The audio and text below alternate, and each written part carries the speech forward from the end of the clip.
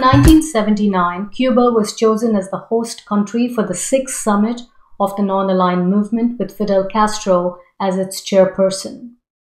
After the United Nations, the Non-Aligned Movement is the largest organization of countries that represents the interests of over 55% of the world's population. And in many ways, this summit marked the zenith of Fidel Castro's prestige among developing countries. Cuba's diplomatic success in the 1970s derived in part from the 1974 military coup in Portugal that led to the independence of Angola in 1975.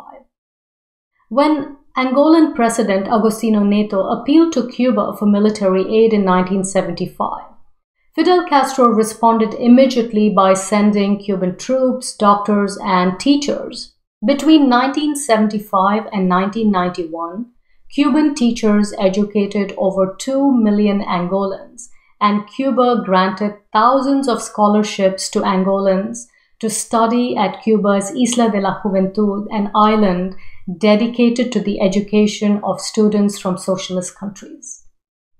Between March 1987 and June 1988 at the Battle of Quito Cuanaval, Cuban and Angolan soldiers together fought against the South African Defense Forces and forced South Africa to relinquish its control over southern Angola and accept the independence of Namibia.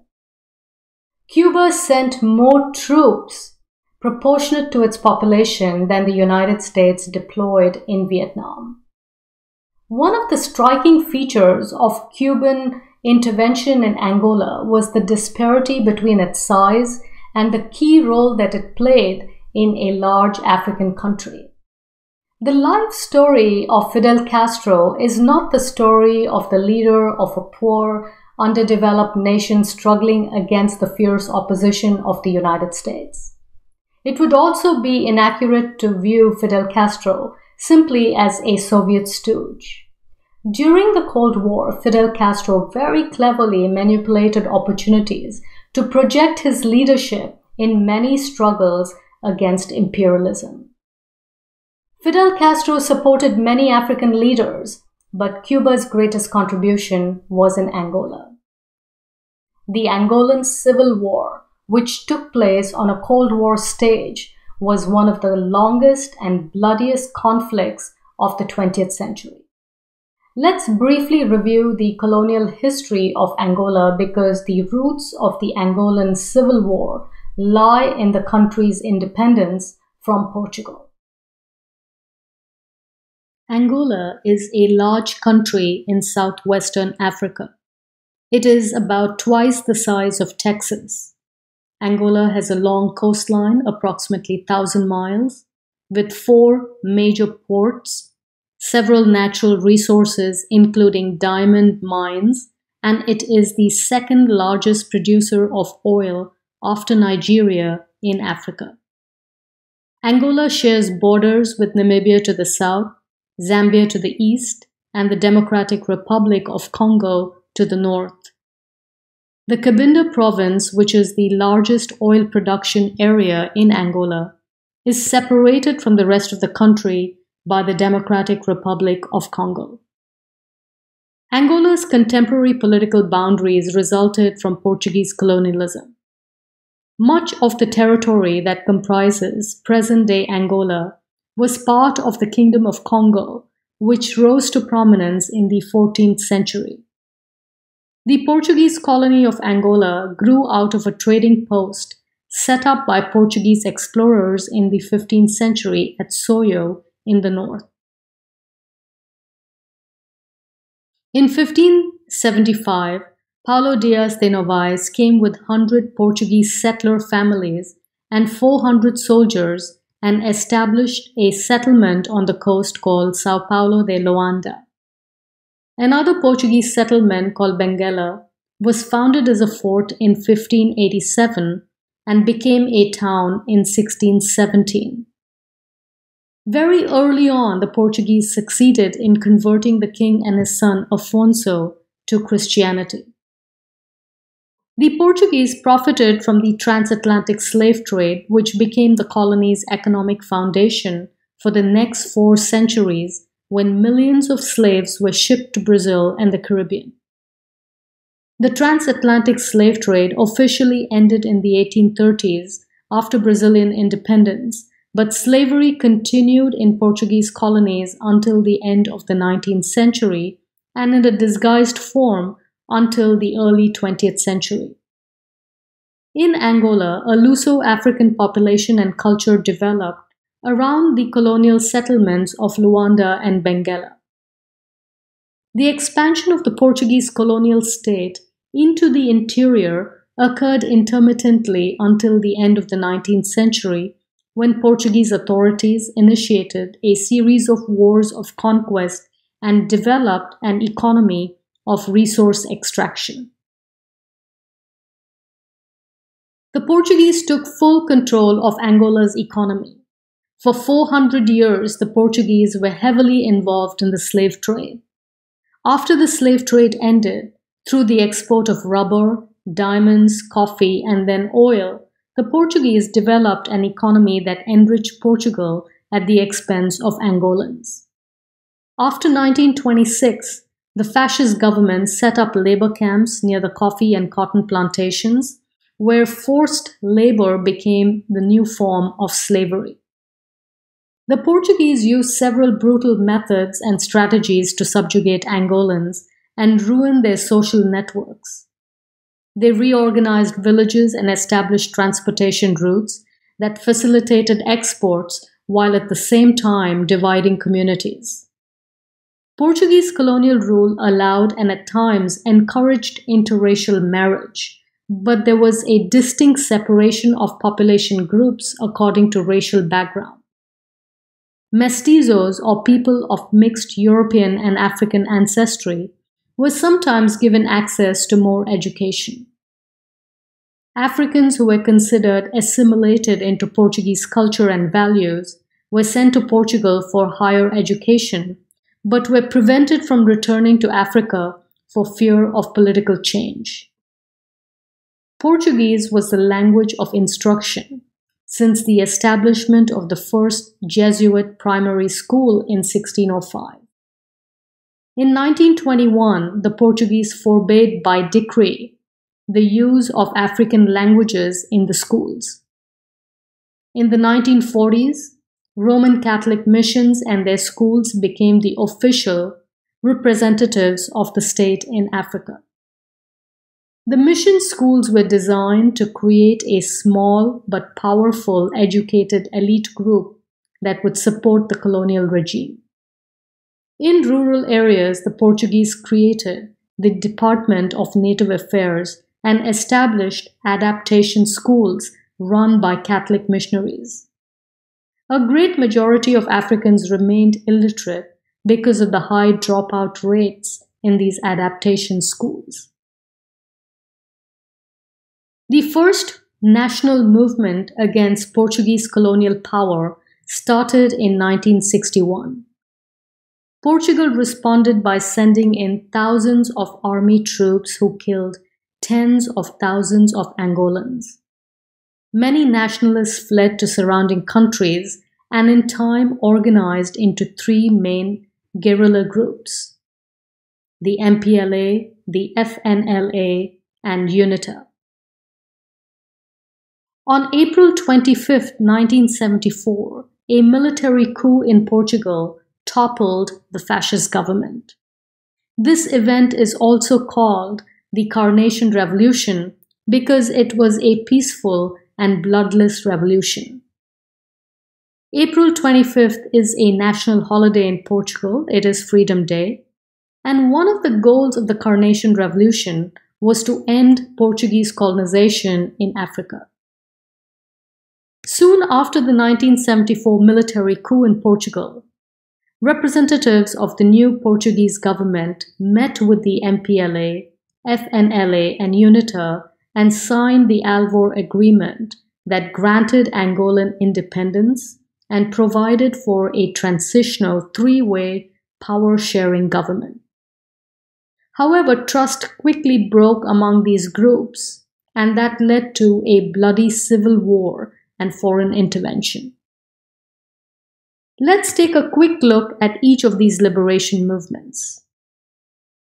The Popular Movement for the Liberation of Angola, or the MPLA, was founded in 1956, and it was the oldest of the three groups. The socialist movement was based in the capital city of Luanda, and it was largely coastal and urban. The MPLA controlled the oil wells in the north, and much of the MPLA's funding came from oil profits during the 1980s. Their Marxist leader, Agostinho Neto, is perhaps the biggest national hero in Angola. He was a physician, a poet, and a political leader. To this day, his image is printed on the Angolan Kwanza banknotes. Neto studied medicine in Portugal, and he returned to Angola in 1959 and joined the MPLA. He wrote his first volume of poetry at that time, using liberation and freedom as the theme. He was arrested a year later and deported to Portugal. He managed to escape and came to the United States and appealed to the US government for support in his fight for Angolan independence. The Kennedy administration turned him down. In 1965, Neto met with Che Guevara in Cuba and created an alliance with Fidel Castro. Neto also developed a close relationship with the Soviet Union, and he was awarded the Soviet Union's Lenin Peace Prize in 1975. When Angola gained independence in 1975, Neto became the first president, but soon after independence, a civil war broke out, and Neto died in 1979 in Moscow during a surgery at the age of 56. The National Front for the Liberation of Angola, or the FNLA, appeared in 1962 as a separatist movement in northern Angola. The FNLA was led by Holden Roberto, and the group was based in northern Angola and had close ties to the US ally Mobutu Sese Seko in Zaire. The MPLA crushed the FNLA, and most of its leaders were either exiled or killed. The remnants of the group merged with UNITA in 1975 as part of the alternative government. The National Union for the Total Independence of Angola, or UNITA, was formed in 1966 and led by Jonas Savimbi. It was populist in nature, and its leaders formed a second government at Wambo in central Angola. UNITA controlled much of the country's agriculture and waved the banner of rural right-wing resistance. Jonas Savimbi was a master in guerrilla warfare and an excellent military strategist. Both the United States and South Africa launched separate covert operations to funnel aid and weapons to the FNLA and UNITA.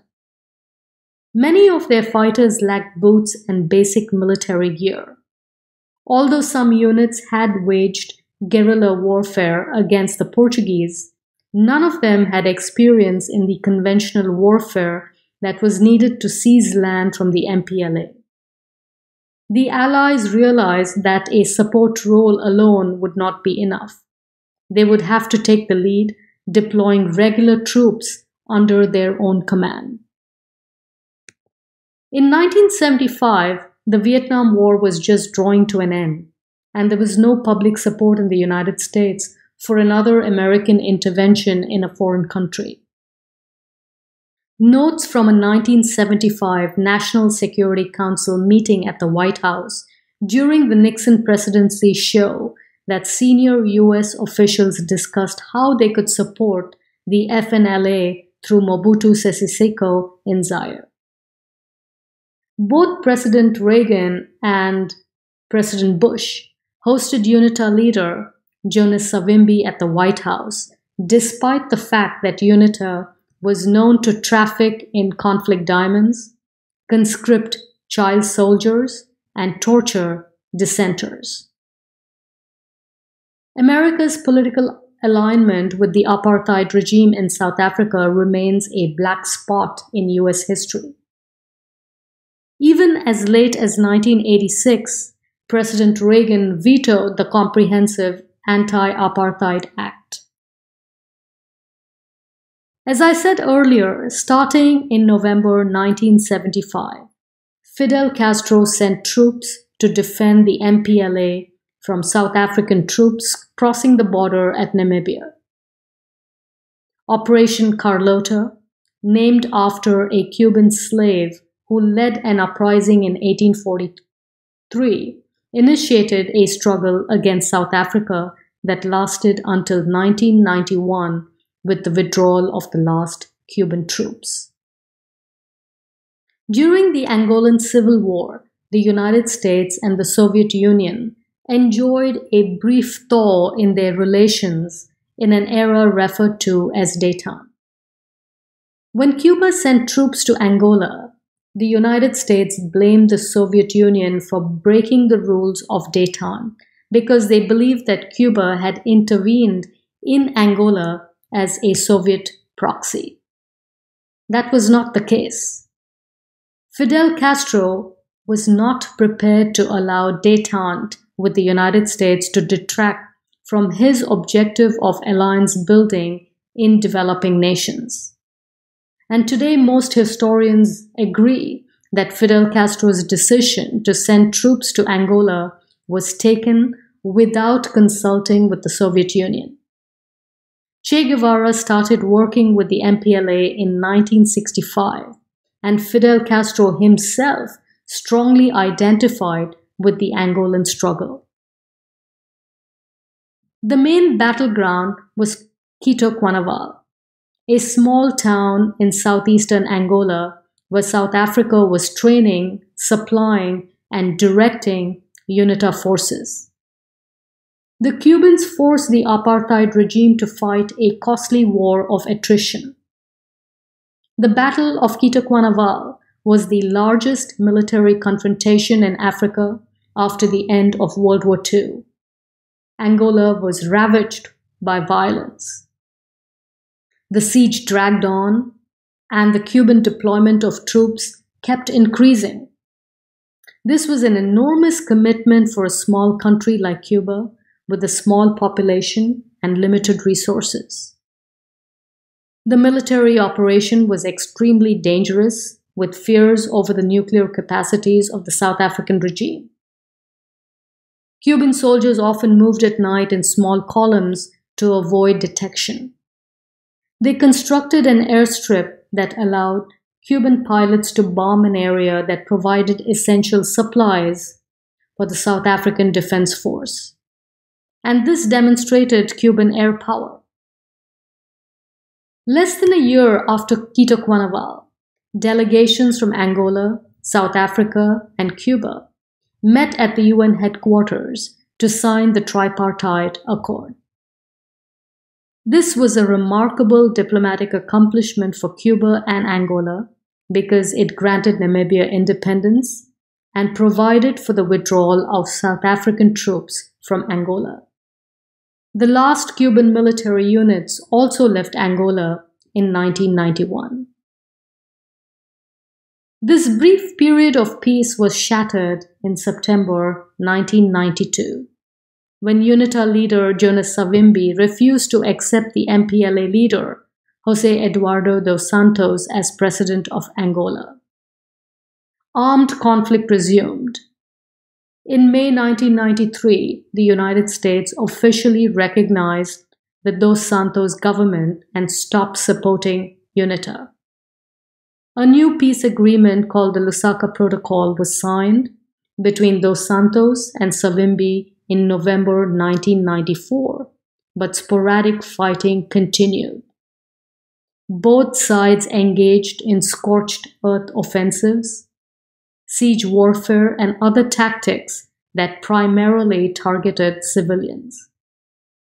By 1999, there were approximately 10 million landmines in the country, and Angola topped UNICEF's Child Risk Index, which measures the risk of death, malnutrition, abuse, and development failure for children around the world. In 2002, government forces killed Jonas Savimbi, and soon after that, UNITA signed a ceasefire agreement that ended the armed conflict and paved the way for democratic elections.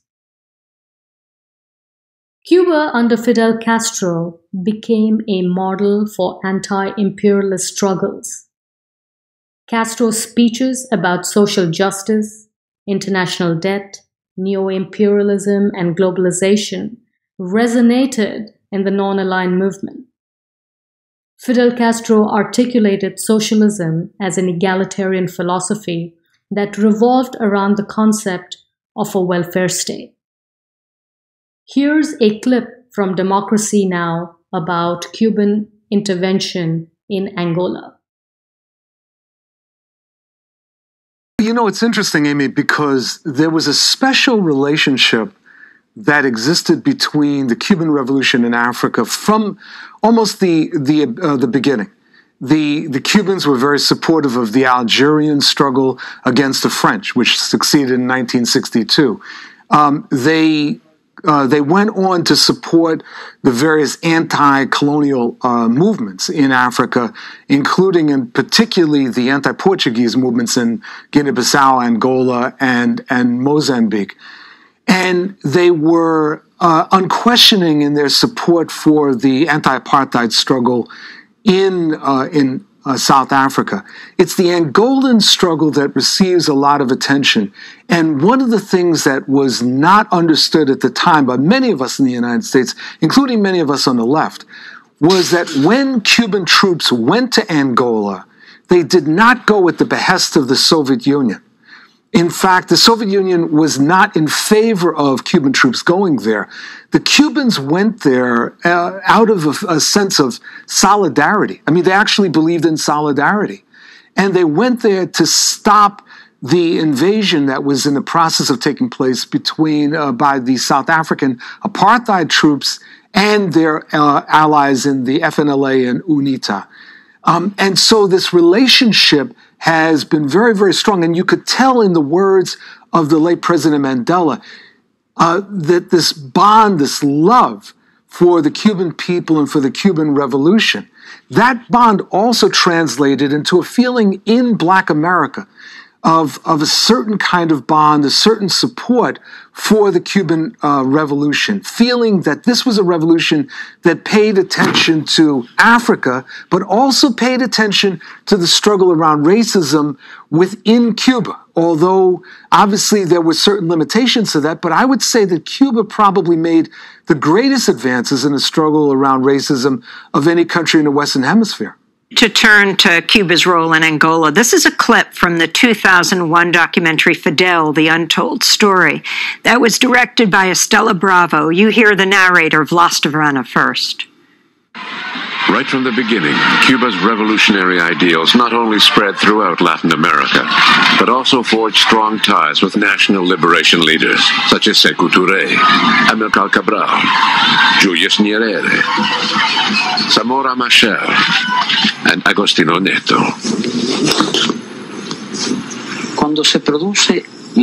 When the regular South African troops invaded Angola, we couldn't stand by and do nothing. When the MPLA asked for our help, we offered them the help they needed.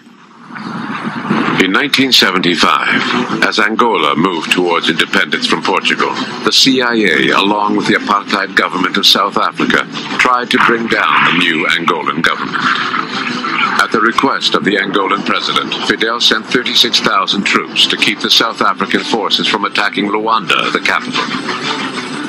For many Cubans, whose ancestors were African slaves, the fight in Angola was a way to repair a debt to history. In 14 years of war, over 300,000 Cubans, doctors, teachers, and engineers, as well as soldiers, played an important role in Angola. More than 2,000 lost their lives. In 1988, Fidel sent in more Cuban troops for the decisive battle at Quito Cuernavaca and directed operations from Cuba. The defeat of the South African army drove a large nail into the coffin of apartheid and helped advance the struggle of the South African people. That's a clip from the 2001 documentary Fidel, the Untold Story, directed by Estela Bravo. Now let's go to the film CIA and Angolan Revolution. In this clip, former Secretary of State Henry Kissinger explains why the U.S. was concerned about the Cuban troops that Fidel Castro had sent to fight in Angola. After Kissinger, you hear Fidel Castro himself. We thought, with respect to Angola, that if the Soviet Union could intervene at such distances from areas that were far from the traditional Russian security concerns, and when Cuban forces could be introduced to distant trouble spots, and if the West could not find a counter to that then the whole international system could be destabilized. It was a question of globalizing our struggle vis-à-vis the globalized pressures and harassment of the U.S. In this respect, it did not coincide with the Soviet viewpoint. We acted. But without their cooperation. Quite the opposite.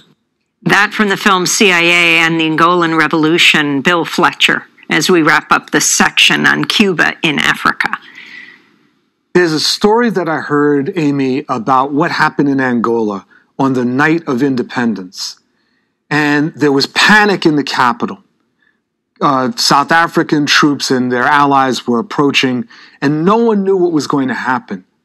And then at midnight, people went down to the docks, and out of the darkness came Cuban troops, Cuban ships, that then landed troops. And the look on the face of the person who told me the story, who witnessed this, was something that I'll never forget. That the sense that they had been saved at a critical moment in an act that had not been driven by the Soviet Union, but had been driven by a belief in solidarity and a particular relationship between Cuba and Africa. And that's something that the U.S. mainstream media is completely ignoring at this moment. And Che Guevara would be in Africa, right, fighting for Correct. leading Cuban forces before he would ultimately die in Latin America. That's correct. He went to the Democratic Republic of the Congo and was fighting a neo-colonial regime that, ironically, he was working with Kabila, Laurent Kabila in the beginning, but the forces there were very poorly organized. They weren't really ready to carry out a revolution, and the Cuban advisors withdrew ultimately because the conditions were not ripe. Speaking about Che, I thought I would turn right now to Che Guevara. I want to turn to another clip from the film Fidel, the Untold Story, directed by Estela Bravo. This is Fidel Castro talking about Che Guevara following his execution in Bolivia in 1967. Si queremos un modelo de hombre. If we want a model of a man who belongs not to our time, but to the future, de corazón digo, I would say with all my heart that that model is Che.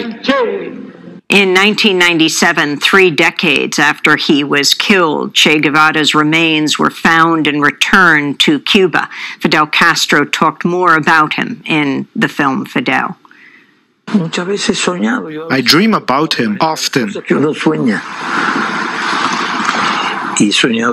I dream that I'm talking to him, that he's alive. It's a very special thing. It's hard to accept the fact that he's dead.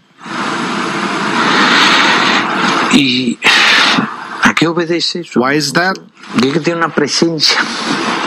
I'd say it's because he's always present. Always present everywhere. I hope you enjoyed watching this video. Please feel free to post your comments below. Thank you.